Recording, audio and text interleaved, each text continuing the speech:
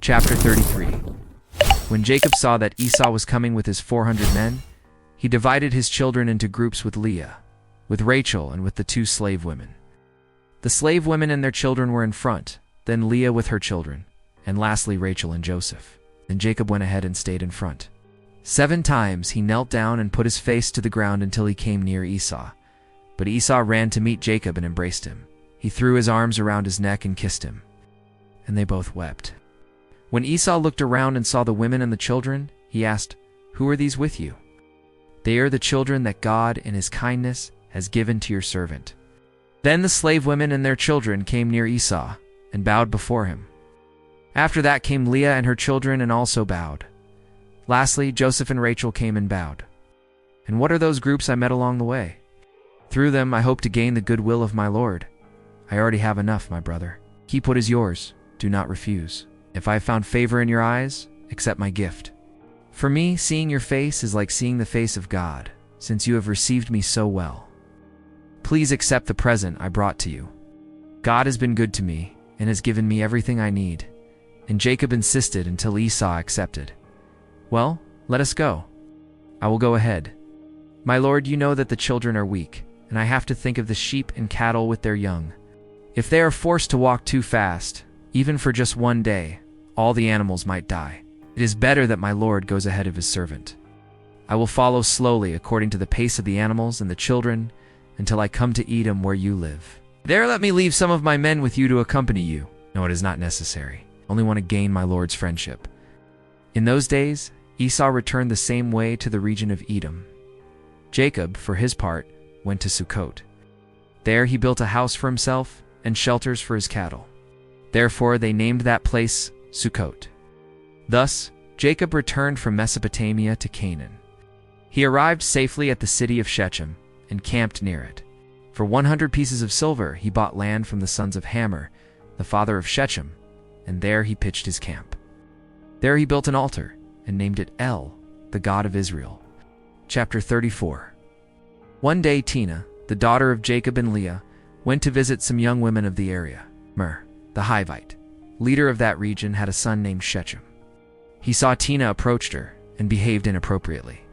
He became deeply attracted to her and wanted to win her affection. Then he told his father, "Please arrange for me to marry this girl." Now, when Jacob heard that Shechem had wronged his daughter Tina, he did not say a word. At that time his sons were out in the fields, and he did not want to speak about the matter until they were back. However, Hamor, Shechem's father, came to speak with Jacob. "My son Shechem really likes your daughter. Please don't refuse him. Let him marry her. We'll give our daughters to your sons, and you can give us yours. You can live among us, and we will welcome you as one of us. Buy whatever land you like and settle there. Trade as much as you want." At that time, Jacob's sons came in from the field and heard about what had happened. They were outraged and very upset because Shechem had acted disgracefully toward their sister. It was a shameful thing to do, and they felt compelled to avenge this insult. Hamor said again, "My son Shechem truly loves your daughter. Please allow them to be married. Let's unite our families. Our daughters will marry your sons, and you can give us some of your daughters. Live here among us and make yourselves at home in our land. Buy property as you wish and trade freely." Then Shechem said to Tina's father and brothers, "Please grant me this favor. I'll give whatever you ask. Name any gifts or price you want for the bride, and I'll pay it. Just let her be my wife." But Jacob's sons replied to Shechem and Hamor, "We cannot agree to this marriage unless all your men follow our tradition. Without that, it would bring shame to us. If all your males adopt our custom, then we will allow the marriage. We will become one people, exchanging daughters and living together. But if you do not agree, we will take our sister and leave." Hamor and Shechem accepted their condition. Shechem acted quickly because he felt strongly about marrying Jacob's daughter. He was highly regarded in his father's household, so Hamor and Shechem called the people at the city gate where decisions were made. "These people are friendly toward us," they said. "Let them live and trade in our land. There is enough space for everyone. We can marry their daughters, and they can marry ours.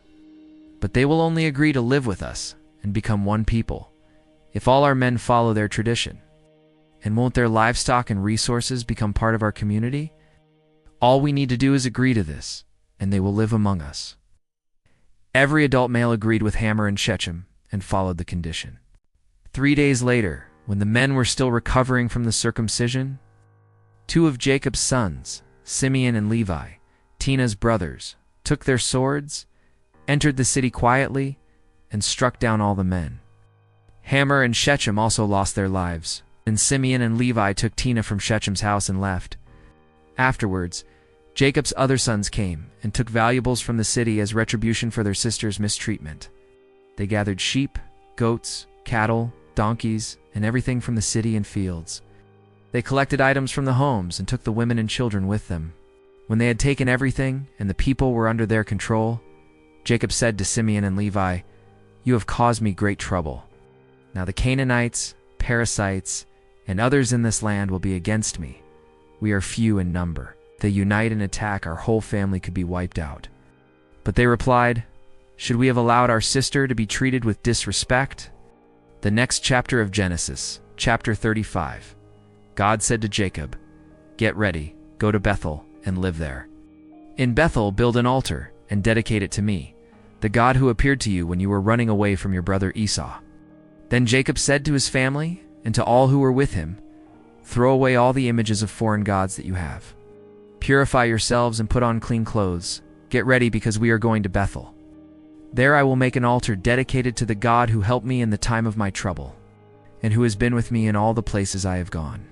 They gave up the images of the foreign gods they had and the earrings they wore in their ears, and Jacob buried everything under the sacred tree that is near Shechem. When they left, God made the people of the nearby cities very afraid, and so they did not pursue Jacob. So Jacob and all his people came to Luz, a city also known by the name of Bethel, which is in the land of Canaan.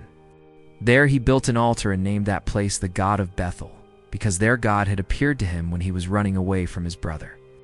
In that place, Deborah died, the woman who had been Rebekah's nurse. She was buried under the sacred tree that is to the south of Bethel, and they named that place Sacred Tree of Tears.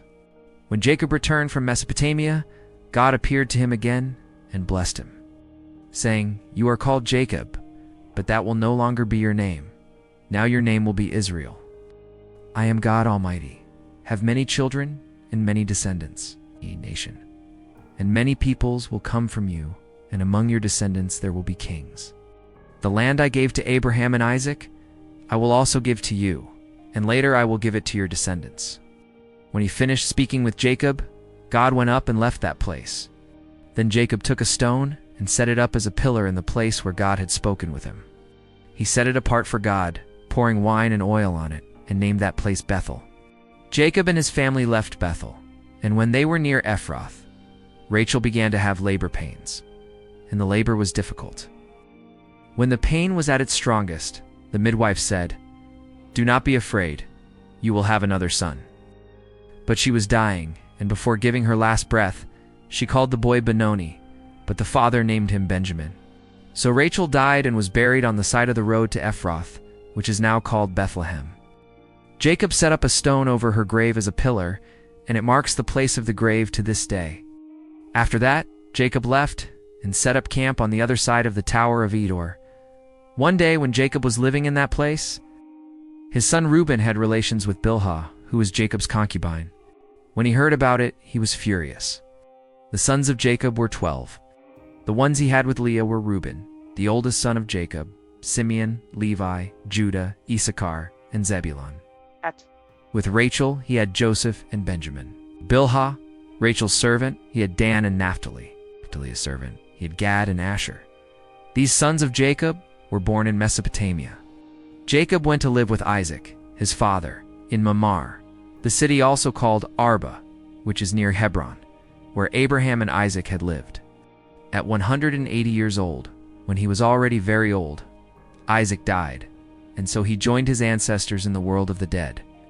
And his sons Esau and Jacob buried him. So we see here in chapter 35 that Jacob listened to God's voice. He obeyed God, and he went to Bethel, where he renewed his altar, and he dedicated himself totally to God. This is an example for us today. No matter what we have done in our life, no matter how far we have gone from God, if we only sincerely come back to him, God will forgive us and will bless us abundantly like he did with Jacob. Remember that God changed Jacob's name to Israel. Why? because he struggled with God and with the angel. This is why he was renamed Israel, which means one who wrestles with God. But not only that, God told him that his descendants would become a nation, and many peoples would come from him. And among his descendants there would be kings. What does this tell you? That God promised a future to Israel, a great future, a future full of hope. Don't forget that God keeps his promises. Nothing or no one can stop them from coming true. If you want to know more about the future that God has prepared for those who believe in Jesus, read the book of Revelation, chapters 21 and 22. There you will see that God will do something new in the earth. He will create a new heaven and a new earth, and he will wipe away every tear from our eyes. Death will be no more. There will be no more mourning, crying, or pain. The old things will pass away. I invite you to leave us your comments below. We'd love to hear from you. If you want to receive our daily devotionals, subscribe to our channel so you don't miss out on any of our new videos. Thank you for watching. Till tomorrow.